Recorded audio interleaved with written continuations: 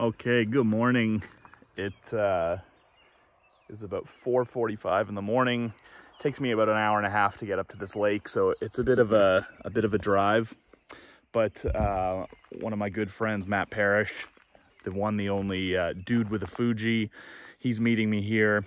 This is a lake a little bit closer to him, but he's done a lot of scouting and we come here pretty often. We know for certain that there's loons on this lake. I actually just heard a call a minute ago. So that's nice. It's nice to know you're not in vain looking for things. There was an active bald eagle nest on the lake as well last year, but we haven't seen anything on the nest this year in the couple of times we've been here. Although he did say he saw an eagle last week. So we'll see what we get. I think loons are the goal today, and we want to do some testing of the X-H2S and see where we get. Do some tests of the XF150 to 600 compared to the XF100 to 400 lens.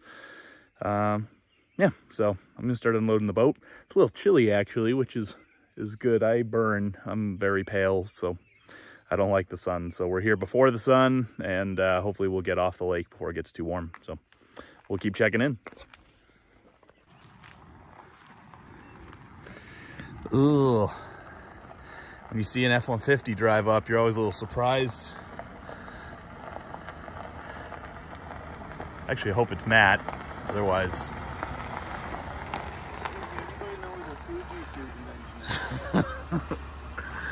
What's happening? Made it to the lake. I was just saying, whenever you see the F-150 pull up, you're a little surprised. That yes, it made it. I need you to help me dump my boat. I've got a bunch of leaves in it from the squirrel that lives in my garage, so. Good job. All right. Okay. So the loons weren't super far out today. It's a little tricky to see them. Got the camera rigged up with the mic to see what we can catch. You can see Matt over there, and the loons are right here.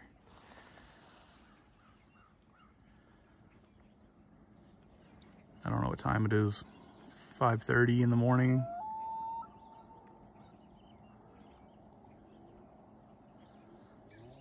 See what we get.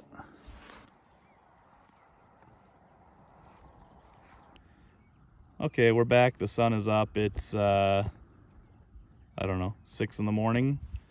And quite a few tests this morning. So here he is himself. This is the dude with a Fuji. So I'm just gonna get out of that optical zoom.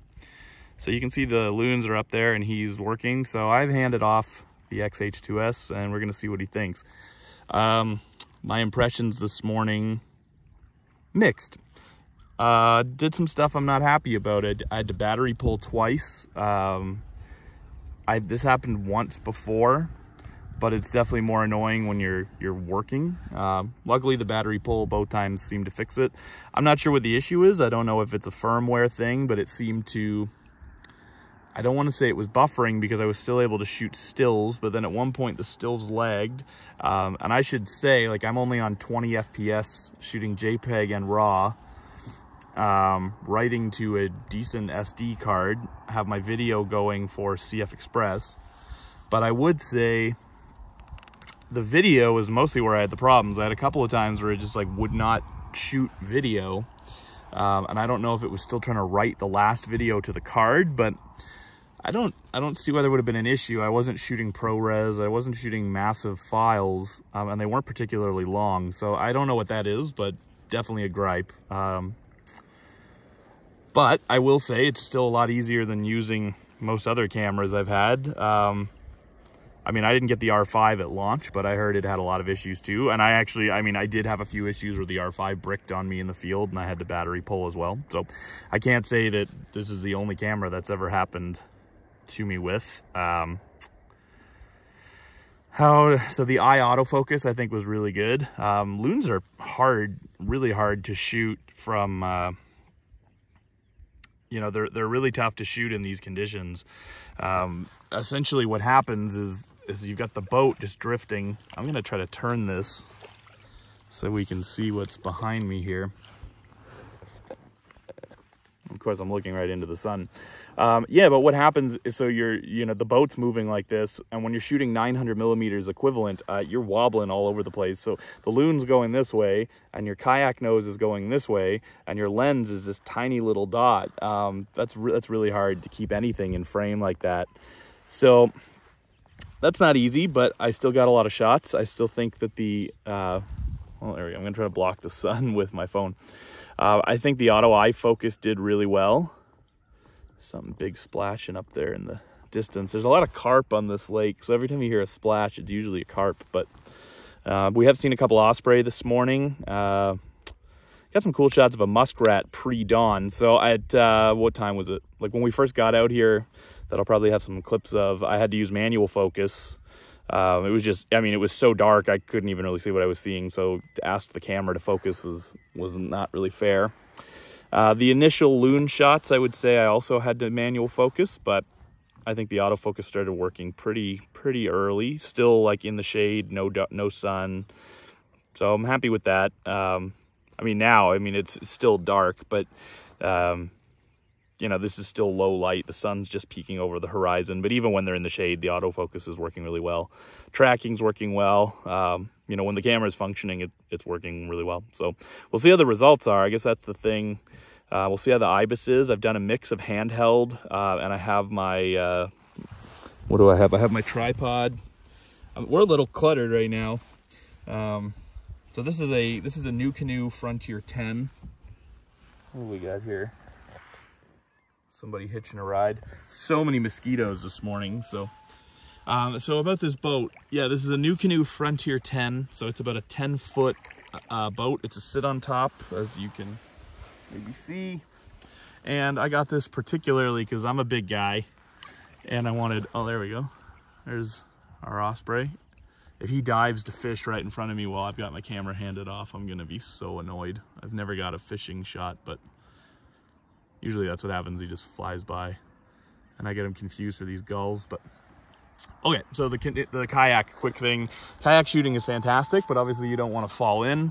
I'm a bad swimmer. I have bad balance. Is that our osprey again, or is that looking for the bald eagles? No, that's the osprey. Yeah, I have bad balance, so I wanted a really stable boat. This guy, even when I rock it, it's quite stable.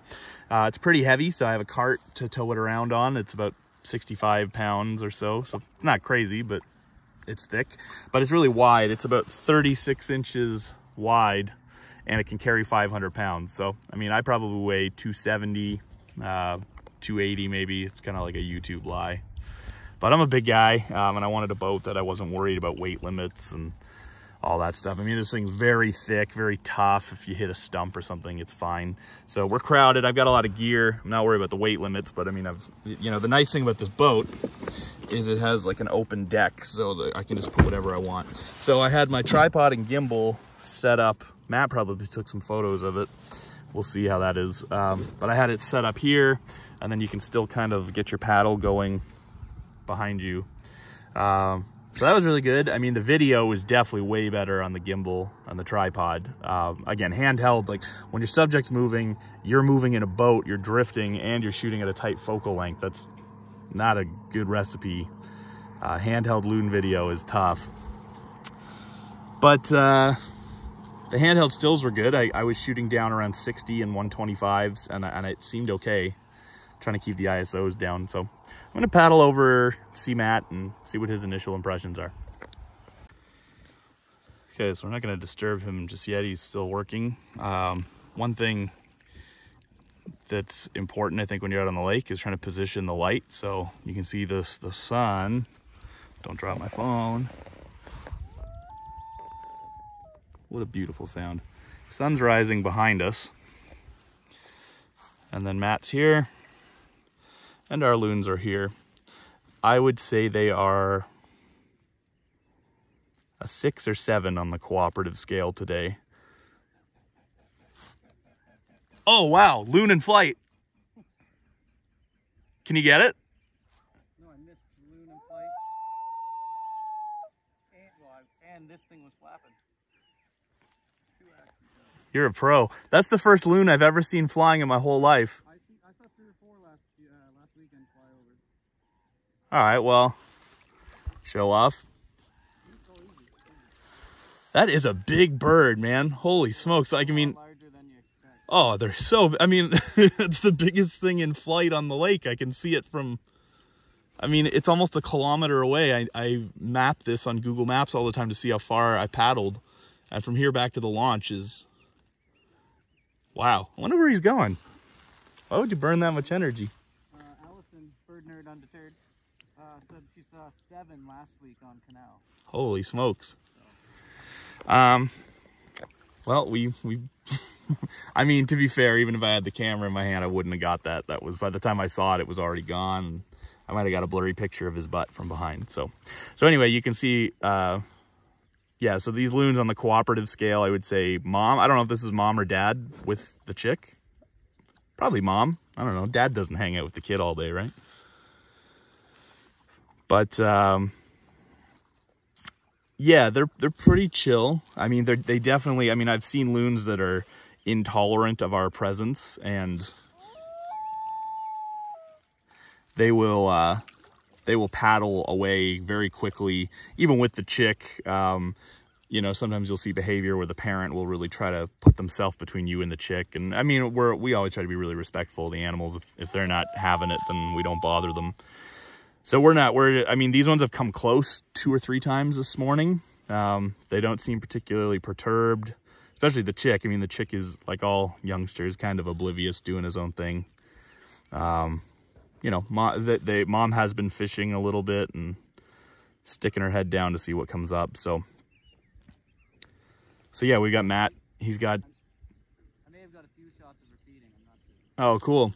Like with fish? Yeah. I'm not sure if you can hear him. He was saying he thinks he might have got a couple of feeding shots. So one of the big things on the X-H2S, I am guessing Matt would comment on versus the X-T2 is maybe that the screen, it's a lot higher res, faster refresh, and the articulation's great. I don't know. I mean, he's shooting off a screen right now. I can see. I don't know if he's loving that or likes the flip out. Wow, I'm still getting over my first flying loon. That was fantastic.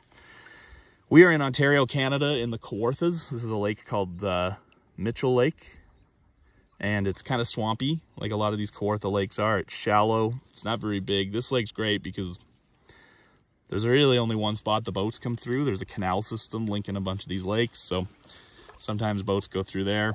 There's a little island over there that's cool. Lots of herons and kingfishers and ospreys. Like I said earlier, there's usually an active eagle nest in the canal, but this year seems no eagle, but there's almost always loons. Did mom go under? Yeah. Yeah, so you can see if mom was threatened, she wouldn't go under to fish and leave baby alone on top. So let's get over there and actually get Matt's input.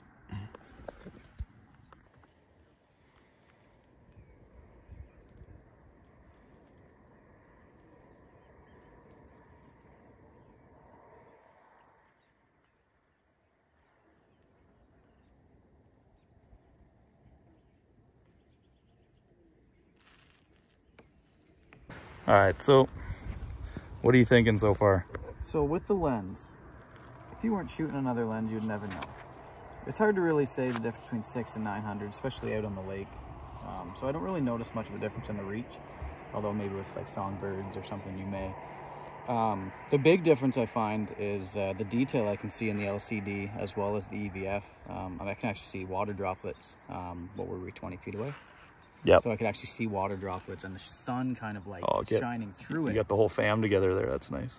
So that's big. Like I can already kind of tell the detail that is going to come out of it. What do you think that is? The sensor? Well, that's or the autofocus? Or no, it's not the autofocus. Because any camera can be in focus. I think it's like what the EVF and the screen are showing me versus what I'm used to. Like my screen, I think, is like 2,000. Sure. Yours is 5,000 something. Wow. Like that's like there's that many more dots in it. So Matt shoots an X-T2. Yeah, I think that helps. Again, reach, weight's the same. Yes, you're getting 300 more millimeters. equivalent, but the weight is the same. The handling is overall the same. The ergonomics are obviously different. Just like not having the dials. Yes. And then Matt likes his dials. I do like my dials, but like if I get used to this, which I've only been shooting it for about 15 minutes, I know that it's an easy, quick. Like I don't even have to take my eye off. Whereas when I'm shooting the X-T2, I either have to let go of the camera and adjust my shutter. Right. Or keep my position and adjust my shutter. I do have the ability to go up a stop and a half or something like that on this dial. Right. So I'll go from like 250 up to 640. And what are you changing when you do that? My shutter speed. So I am able to... Well, you can change shutter on the front dial of this one. Oh, yeah, well, that's all you can do.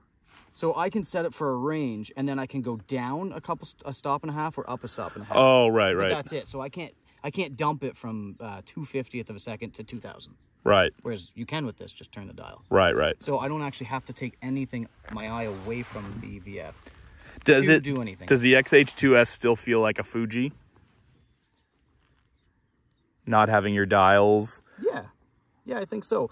I think it's the familiarity of what the EVF readout is. Right.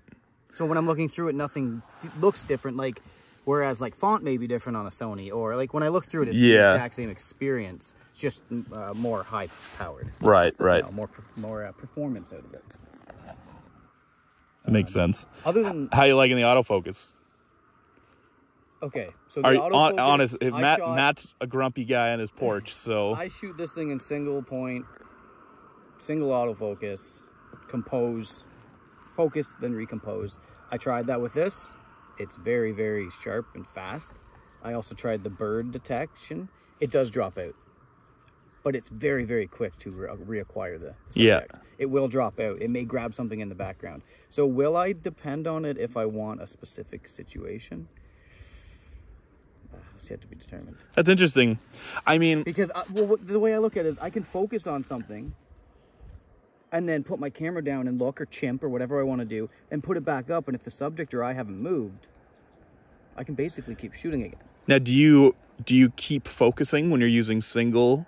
It depends if my subject or I do have to out here because I don't know if I've drifted a foot or two. Right. I don't know if they've moved 5 feet away from me. Right. It's hard for perception. See, that's interesting because I mean, I've always, like, my thumb just mashes continuous, like the whole... You just hold it. You hold always, this yeah. AF on button. And I will say, I mean, again, whether it loses and drifts more than the R5, I don't know. Maybe, maybe not. I mean, but they both definitely, like what you're describing, and I think that's the thing for people who are watching this. Like, you see videos and people say, oh, it loses focus. Every camera, an R3, an A1, an R5. Sorry, Alex. Yeah, every single camera will lose focus. Like you're never going to have 100% frames in continuous shooting like a moving subject. Right. People, so far, I haven't really lost anything with people. Like a person in good light at a good distance, sure, but a small little bird moving around on a kayak, you're going to miss frames. Yeah, so. And like you said, I mean, for me, I just push the button again and it finds it again. It finds it again. Very quickly to find it and the eye. Yeah. It may go to a bigger square and find the head. Yeah. But it's going back and forth to the head and the eye. Yeah.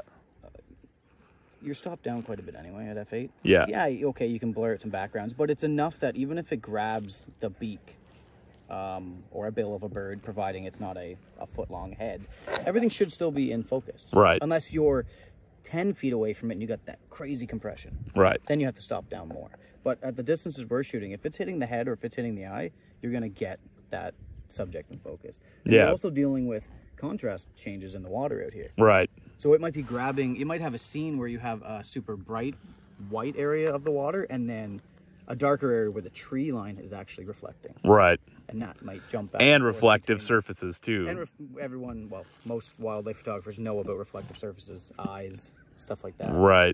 It's really hard to get those super sharp and specifically for autofocus to find them. See, it's interesting. Like, I mean, the way you shoot is definitely very disciplined and kind of old school. I've had to, but yeah, I've had to adapt to that because, like, how many Fuji shooters, you know, prior to, I don't even want to say the X-T4. No, I want to say this H2S. And you can see from their marketing videos and stuff, they are really catering to the wildlife because they've kind of let us down a little bit over the years. Yeah. You know, it's a niche brand, but they really realized that, you know what, they can produce some really nice images, so maybe we should get a fast action camera, and it's great that they have. Well, and it's interesting because I think like the way you focus has been very like DSLR. Yeah. Whereas I had never shot a DSLR. I mean, I did recently when I was gear changing, but like when I got the R5 especially, I just like relied on autofocus. So for me, or on eye autofocus. Right. So for me, not like last night I was shooting some songbirds in my yard and even the warblers. And I was thinking, even contrasting to the Olympus kit I had a month ago, I thought it was so much easier not having to single point the bird, like just getting the bird in the frame and getting my autofocus point in the vicinity, whether it's a zone or a single point or whatever. Like as I'm moving and I'm trying to hold a 900 mil focal length still and the bird's moving, I felt like I got way more shots just trusting the eye autofocus to, and sure, I mean, it missed lots of shots, but I think I got more shots than I feel like I did trying to shoot warblers 2 months ago by actually manually putting. And that would be my argument would be, you try to do what the camera's doing. Yeah. You try to do, you know, a small little single point and keep a warbler that's 2.5 inches long by 2 inches tall, 15 feet away. You try to keep that like the camera would. So it's hard. If you can't do it, don't knock the camera. That's my opinion. Yeah. It's doing a very good job. Yeah. Does everybody want perfection? Yeah.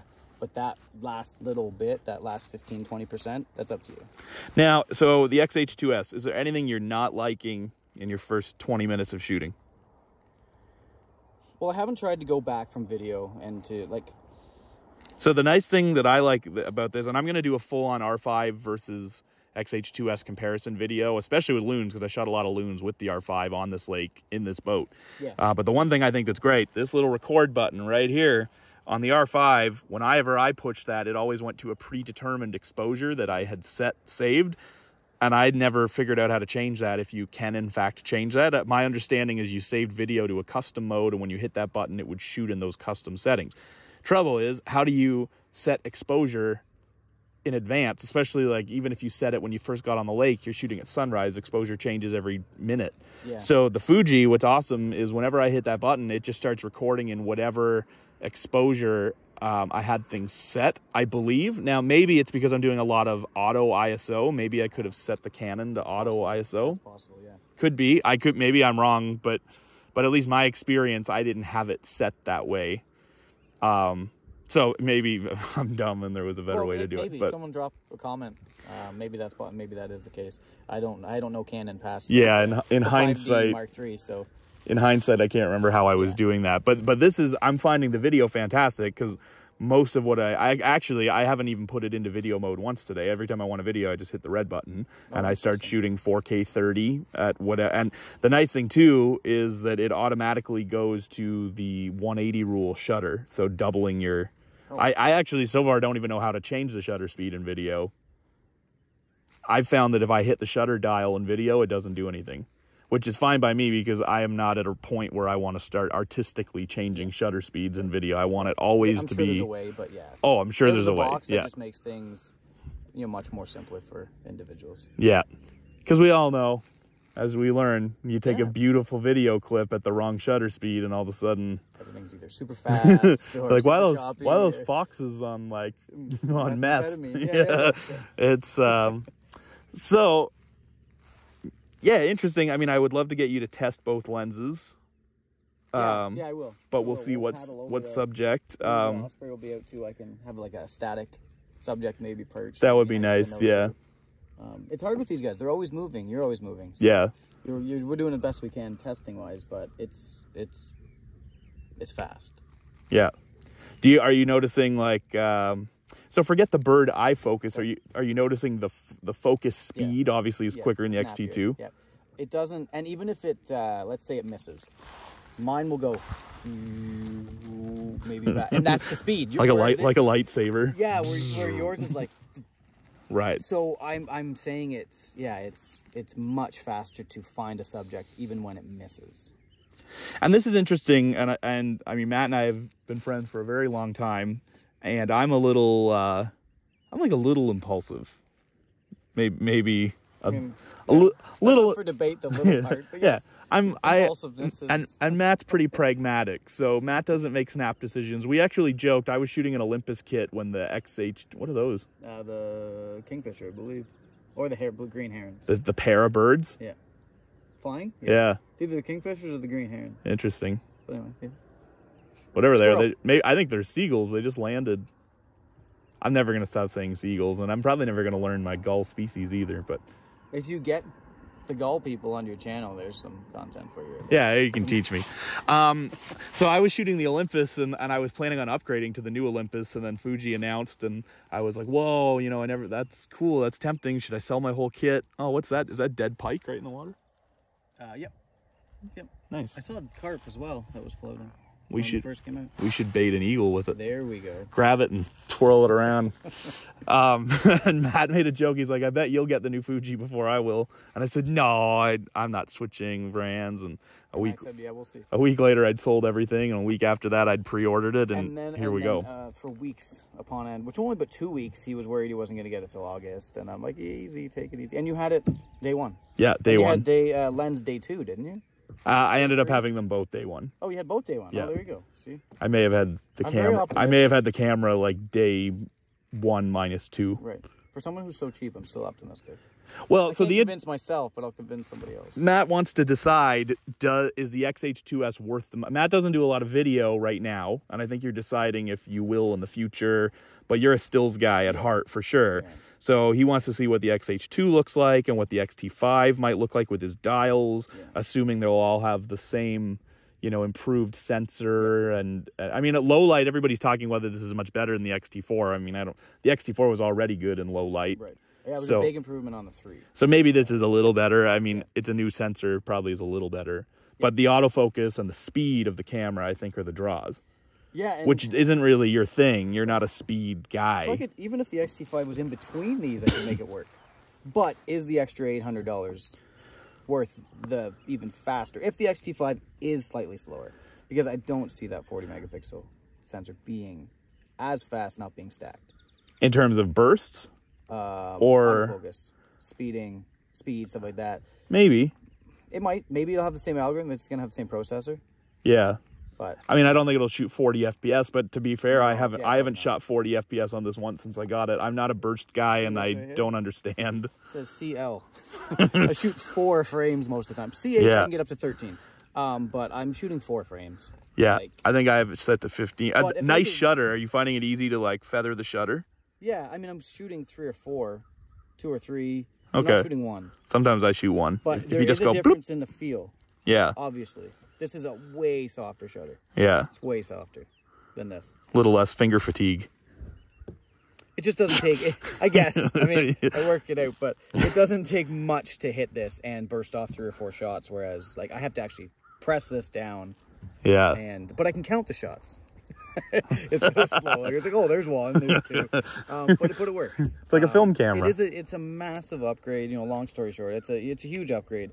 And I'm not even comparing the lens, just body to body. It's a huge upgrade. Video aside, just stills. It's fast. It's accurate. I haven't seen the files yet, but just looking through the EVF is a dream. Now what? So LCD is a dream. We'll get out there so we can get some more shooting in a second here. What settings did you find yourself shooting there? You had some sunlight on the loons, but like still lowish light. What shutter were you at? 250. Okay. And that's at 900.